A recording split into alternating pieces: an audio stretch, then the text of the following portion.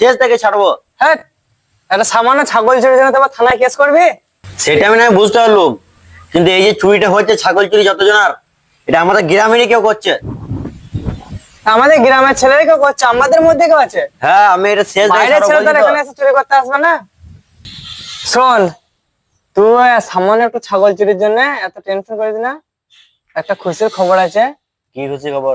আমি বাইক কিনছি, কি বাইক? MT-15। ও, ভালো তো, কেন, আমরাও ঘুরবো। আমরা বন্ধুরা মিলে একসাথে আড্ডা মারবো, ঘুরতে যাবো। ঠিক আছে। শোন বন্ধু, আমি বাড়িতে একটু কাজ আছে, আমি একটু বাড়ি যাই। আচ্ছা ঠিক আছে, যাবে।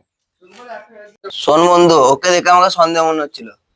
দেখ, ও কিছুদিন আগে আমাদের কাছে টাকা ধার চাইছিল, এখন নতুন বাইক কিনবে বলছে। ঠিকই বলেছিস, ওকে দেখে আমার সন্দেহ হচ্ছে, কারণ সেদিনও আমায় টাকা ধার চাইছিল, আমি দিইনি গো। আচ্ছা শোন, ওই যে বিকেলার দুজন আছে না, ওদেরকে বলে দিবি ওর উপর নজর রাখে যেন। কিন্তু ও না জানতে পারে, ও জানতে পারলে কিন্তু কাজটা করবে না। ঠিক আছে। যদি ওই হয়, তোর ব্যবস্থা নেবো আমরা।